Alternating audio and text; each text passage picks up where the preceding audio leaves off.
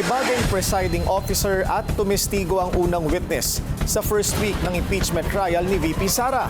Sa susunod na linggo naman, dalawa ang naka-line up na witness. Ang detalye sa agenda report ni Dexter Ganibe ng Abante. Pag-uumpisa ng impeachment trial ni VP Sara, ginulantang ang lahat sa desisyon ng mayorya na iluklok bilang presiding officer si Senator Cheese Escudero sa botong 12-8. Sa kabila ng matinding pagtutol ni na Senators Alan at Pia Cayetano. Sa unang araw din nagpatikim ng bangis sa sagutan ang lead counsel ng depensa at ng prosekusyon.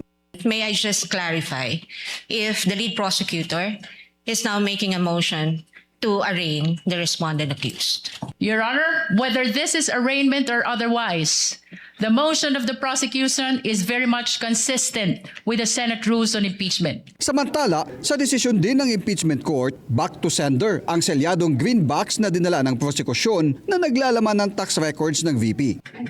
Be sent back to the BIR or the Bureau of Internal Revenue without prejudice to any action that the court may take if a motion will be filed by either party for the issuance of a subpoena, and we shall await action, if any, by the BIR Commissioner should that time come. So ordered. Sa ikalawang araw na naiharap ng House Prosecution Panel ang kanilang unang testigo, si John Mark Calilong ng NBI, ang nag-imbestiga sa authenticity ng video ng presscon ni VP Sara na gamit na ebidensya ng prosekusyon. Suave ang pagbista ni Atty. Amando Berhil Ligutan sa unang testigo ng prosekusyon na umabot ng 3 oras sa kabila ng mayat-mayang pagtutol ng depensa sa pagtatanong sa testigo. Objection? Objection, Your Honor. Wow. Kindly state objection, counsel for response. Your Honor, the question is misleading. Naalala mo yon. Objection, Your Honor. Oh. Your Honor, please. What is the basis of the objection? Your Honor, it's leading. Pinagdebatehan pa kung ipiplay ng buo ang 2 oras na presscon o pagbibigyan ng prosekusyon na piling bahagi lang ang ipapakita sa korte. At kung objection ang katagang nagmumula sa depensa sa ikalawang araw, bumawi naman ang prosekusyon sa ikatlong araw ng impeachment trial nang si Atty. Narvasa na ng depensa ang gumisa sa testigo ng prosekusyon. February 10, right? February 10, 2025. Correct? So, wait. So, objection, Your Honor. I'm showing you now a letter dated January 30 from the former NBI Director Jaime Santiago. Now, I have to object, Your Honor, please.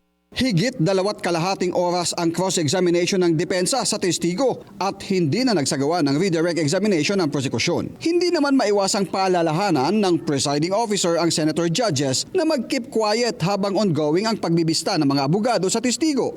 A request has been brought to the presiding officer to request as well the senator judges to lower the tone of conversational voices because I think where you're seated is an echo chamber. Nagpasya rin ng impeachment court na idaan na muna sa written at oral arguments ang mosyon ng prosekusyon na ipasupina ang bank records ng VP. Itinakda ito ng korte sa July 15 at bibigyan lang ng tig-10 minuto ang depensa at prosekusyon para igiit ang kanilang argumento. Ayon sa tagapagsalita ng impeachment court, medyo nangangapa pa ang lahat sa unang linggo ng impeachment trial. So nagkapaan pa po talaga, tama yun. Objective naman po yung ganong conclusion ng any person sa proceedings. Sa ikalawang linggo ng paglilitis, ihaharap ng prosekusyon sina Atty. Jeremy Lotoc ng NBI, Atty. Zulaika Lopez na Chief of Staff ng Vice Presidente at Captain Belinda Bello. Para sa agenda, Dexter Ganibe, Abante.